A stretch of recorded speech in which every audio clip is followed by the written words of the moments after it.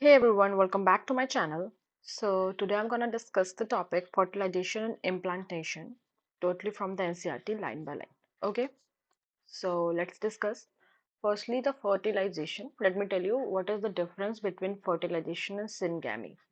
Syngamy is the actual fusion of both the nuclei, the male nuclei and the female nuclei.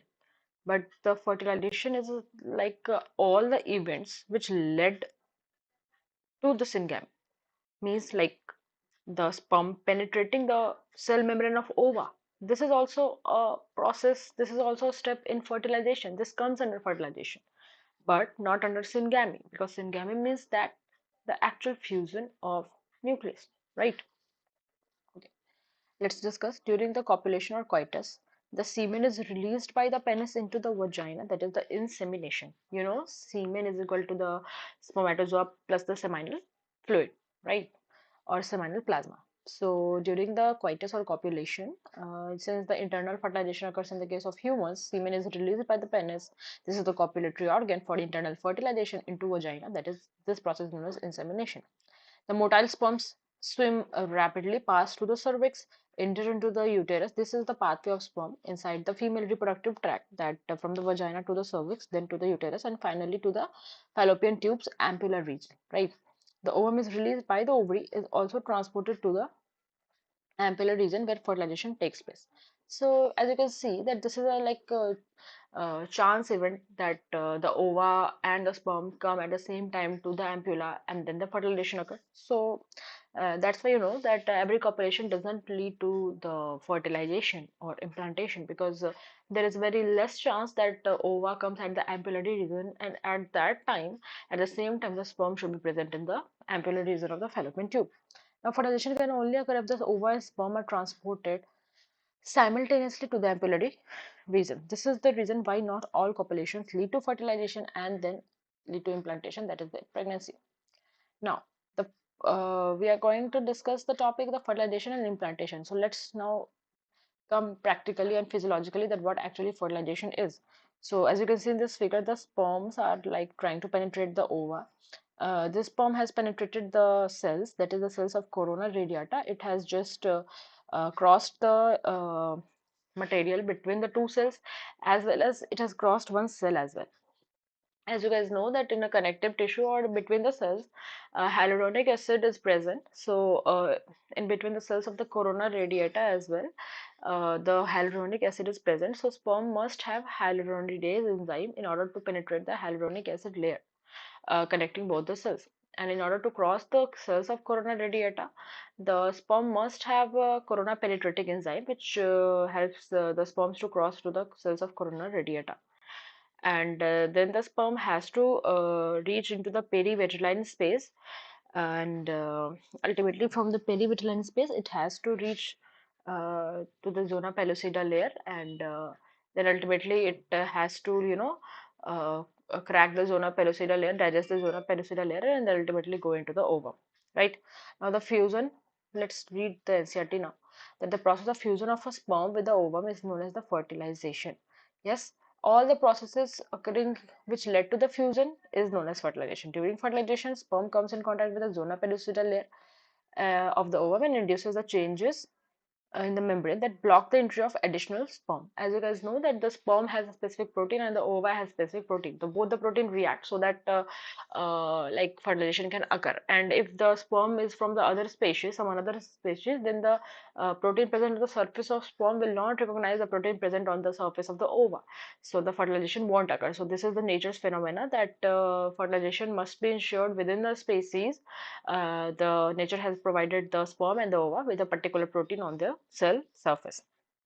Thus, it ensures that only one sperm can fertilize an ovum. And yeah, additionally, if the protein like sperm protein and ova's protein just exchange information with each other, then some changes in the cell membrane of the ova occurs, which ultimately lead to a conclusion that no more sperms are going to fertilize or penetrate the cell membrane of ova anymore. Now, the secretions of the acrosome help the sperm enter into the cytoplasm of ova through the zona pellucida, and the plasma membrane. As you guys know, that the zona pellucida is additional glycoproteinaceous layer over the secondary oocyte, and then comes the cell membrane of the secondary oocyte, right? This induces the completion of the meiotic division of the secondary oocyte. As you guys know, that sperms brings the anaphase promoting factor, and thus anaphase starts in the case of the secondary oocyte, which was halted in the case of metaphase 2 of meiosis.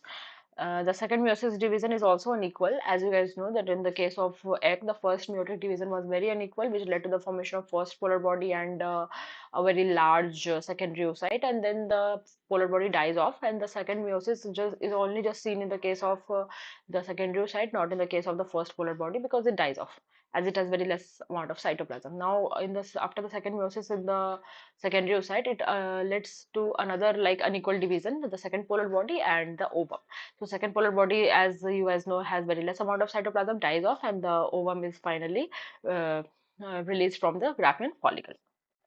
The second meiotic division also unequal and results in the formation of a second polar body, right, and a haploid ovum, ooted. Now you can say ovum uh, as ooted also.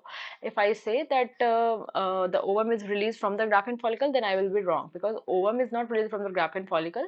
The secondary oocyte is released from the Graafian follicle. So you can say that the secondary oocyte leaves the ovary, and this ova or ooted is formed in the ampulla region when the sperm is actually has fertilized the ova, has entered into the cell, has penetrated the cell membrane of the ova, so that it has brought the anaphase promoting factor and its proximal centriole, which helps which inserts into the ova and brings about the further division or further stages of the cell cycle of the ova, which was पहले से halted, right?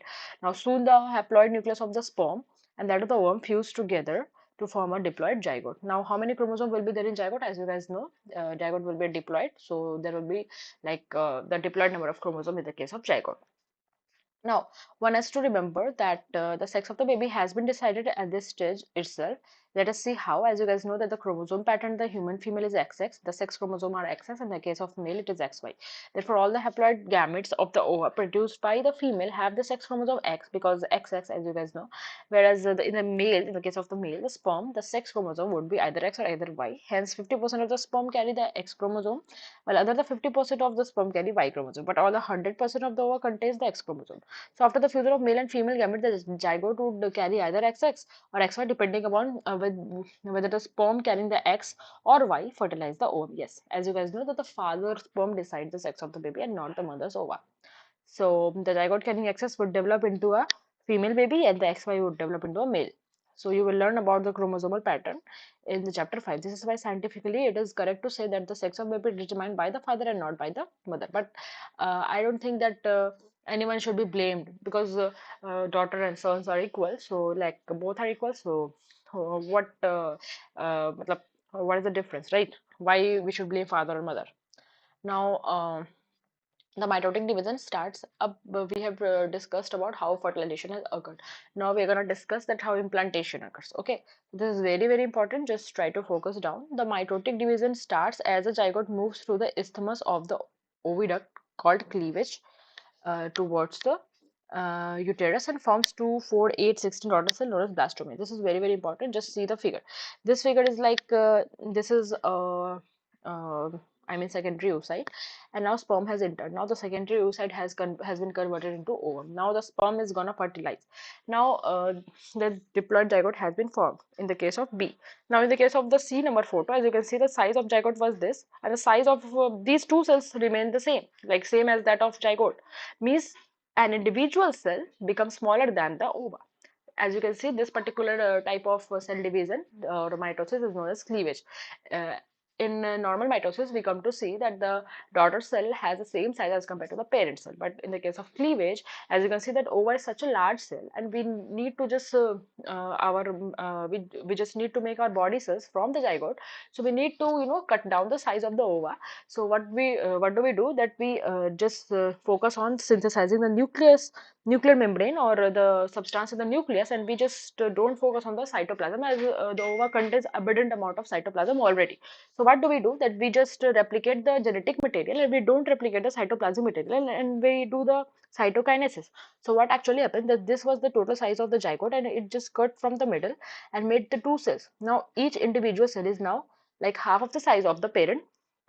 The same cleavage occurs, as you can see, that up to the morula stage, the size of the all the cells in the morula stage is just exactly same as that was of the zygote, or as that was of the ova, right?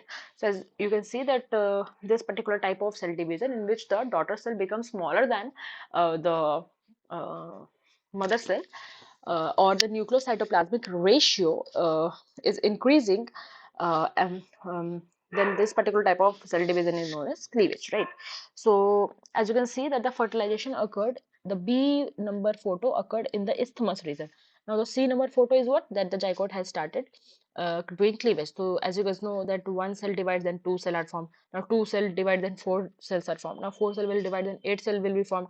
So 8 to 16 cell stage is known as the modular stage. As you can see, the modular stage is still present in the fallopian tube in the photo shown in the diagram of NCRT.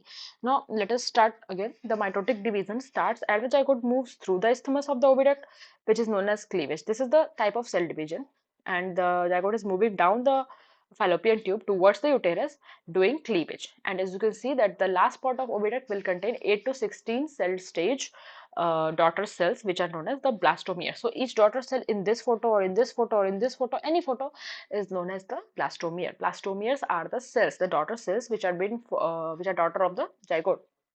Now, the embryo with 8 to 16 cell will be present in the fallopian tube, but if the 16 cell stage will further divide, then obviously then 16 to the 32 cell stage will be formed.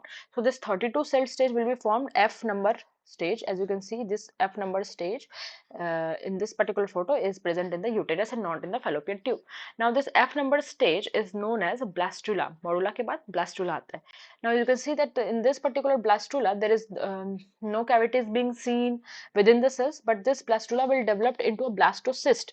And when will we name the blastula as blastocyst? When we can see that the cells are arranged into one corner, and other part of the cyst is now completely empty. So the empty part, we will call it as the blastocele, and the cells which are like cornered on the one position, these are known as the inner cell mass, and the inner cell mass will develop into the embryo and not the outer layer of cells, which is known as trophoblast, right? As you guys know, and the blastocyst will get implanted. So the modula के बाद blastula gets converted into blastocyst, and then it gets implanted. Now the blastula does not get implanted directly. First it need to get converted into the blastocyst. Means it has to create an empty space or blastocele within its like structure, right? So as you can see, the transport of ovum, then fertilization and passage of the growing embryo throughout the fallopian tube. Okay. Now now, the blastomere is known as morula. It has been written that 8 to 16 cell stage वाले blastomeres को, या 8 to 16 blastomere रखने वाले stage को morula कहते हैं. Now the morula continues to divide and transforms into blastocyst. ये statement थोड़ा सा गलत है. मोडुला के जस्ट बाद ब्लास्टोसिस्ट नहीं बनता, मोडुला के बाद ब्लास्टुला बनता है, और ब्लास्टुला में एक कैविटी अगर जनरेट हो गई जिसको हम ब्लास्टोसील बोलेंगे, तब उसको हम ब्लास्टोसिस्ट बोलेंगे पूरे के पूरे स्ट्रक्चर को. ठीक है. और उसमें जो भी सेल्स होते हैं आप जानते हैं उसको हम क्या बोलते हैं, उसको हम क्या बोलते हैं बताइए. उसको हम बोलते हैं आपका ब्लास्टोमियर्स, है ना. और जो आउटर लेयर होगा ब्लास्टोसिस्ट का, उसको हम ट्रोफोब्लास्ट बोलेंगे, और जो अंदर में सेल्स होगा उसको हम इनर सेल मास बोलेंगे. ठीक है. Now morula continues to divide and transform into blastocyst as it move further into the uterus.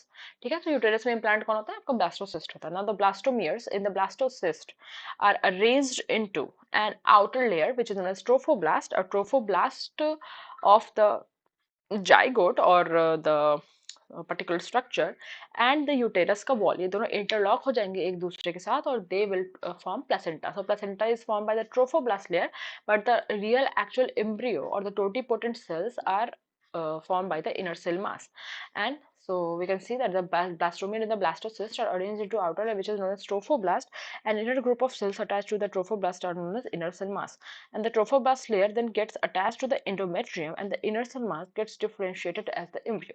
And after attachment of the blastocyst into the uterine wall, the uterine cells divide rapidly and cover the blastocyst.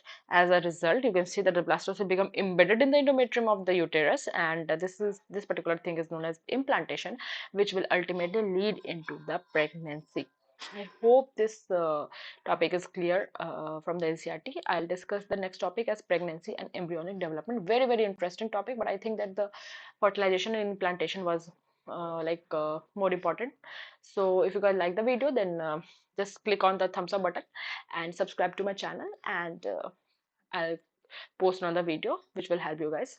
Okay. Okay, bye.